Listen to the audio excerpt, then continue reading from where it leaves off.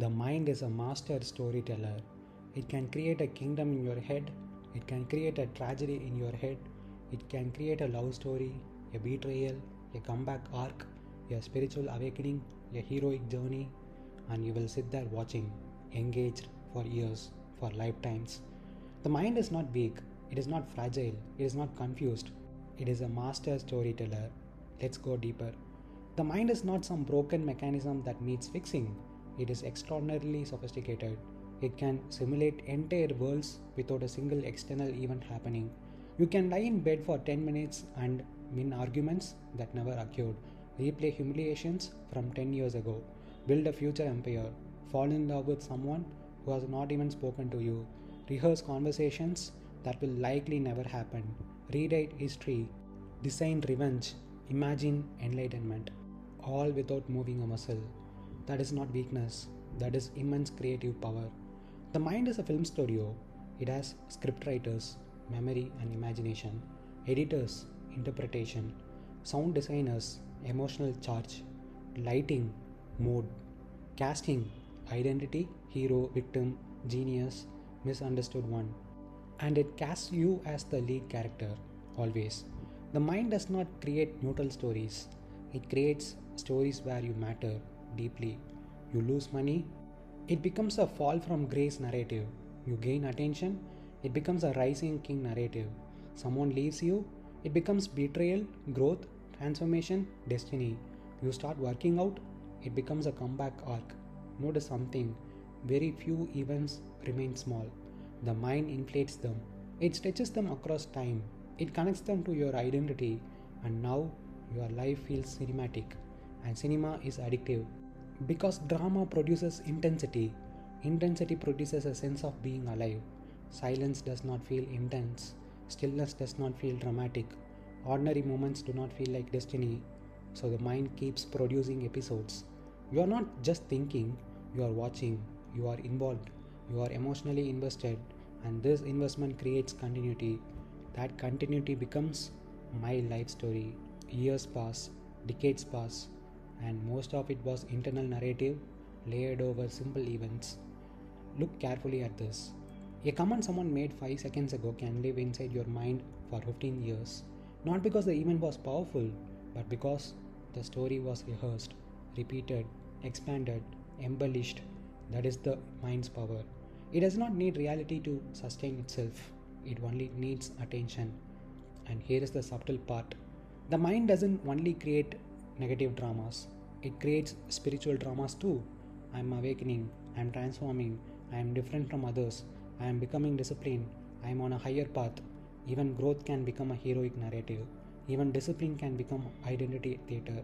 Even enlightenment can become the final season of the series.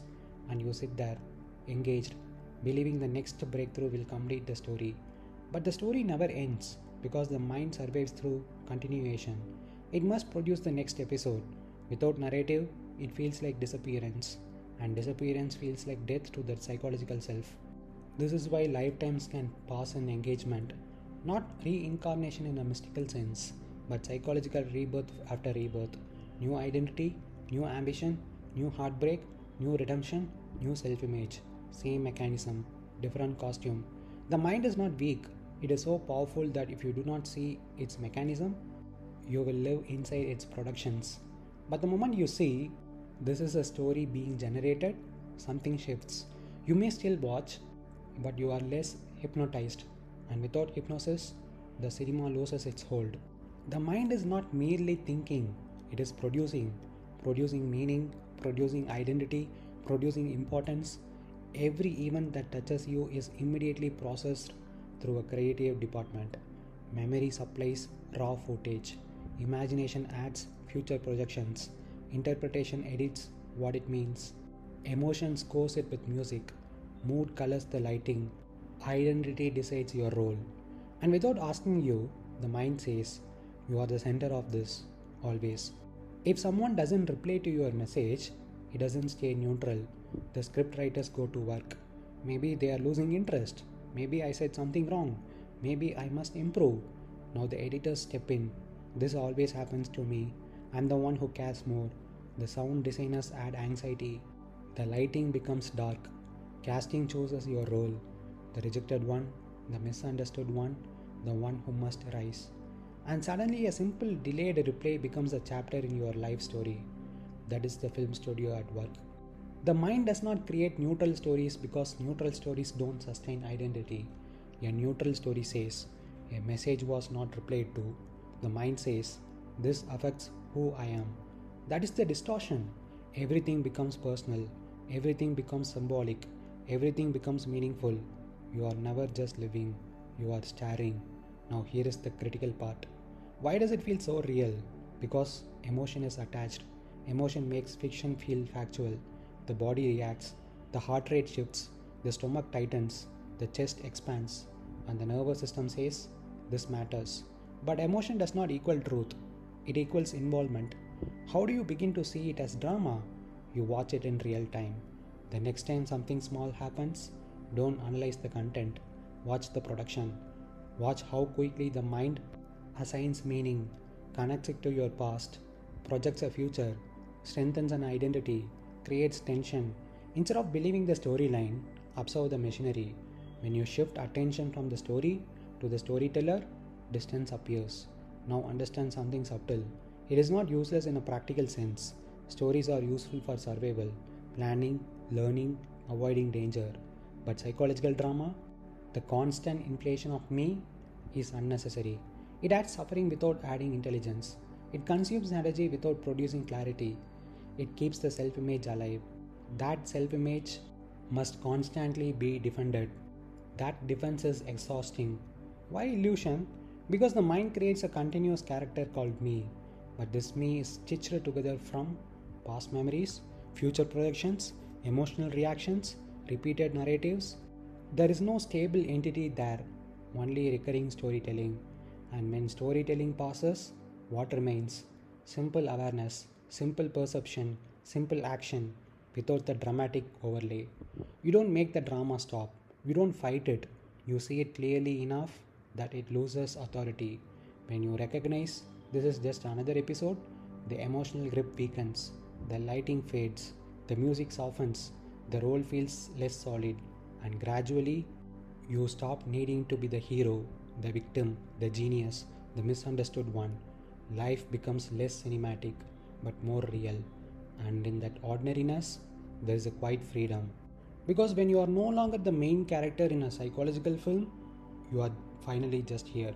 Here is the final understanding. The mind will continue to produce stories. It will continue to cast you as important. It will continue to inflate events. It will continue to attach meaning to the ordinary. It will continue to turn moments into identity. That is its nature. The problem was never the storytelling. The problem was unconscious belief. The moment you believe the script, you become the character. The moment you emotionally invest, you enter the scene. And once inside, everything feels real, urgent, personal. Seeing it as drama does not mean becoming cold. It does not mean rejecting life. It does not mean suppressing thought. It means recognizing exaggeration. Recognizing how quickly the mind says, this is about me, this defines me, this must become something, and quietly stepping back, not reacting, not fading it, not fighting it, just seeing. When seen clearly, a rejection becomes an event, not an identity. A success becomes a result, not a crown. A mistake becomes information, not a scar. A compliment becomes sound, not self-worth. The emotional soundtrack fades. Life becomes simpler. And here is the most important part. Without constant storytelling, you do not disappear. In fact, you become lighter, more responsive, less defensive, less driven by compensation, less dependent on drama for energy. Action becomes practical. Speech becomes cleaner. Effort becomes intelligent. No inner movie required. The mind is a magnificent film studio, but you do not have to live inside its productions. You can let it create and remain free, not by force, but by no longer being fascinated.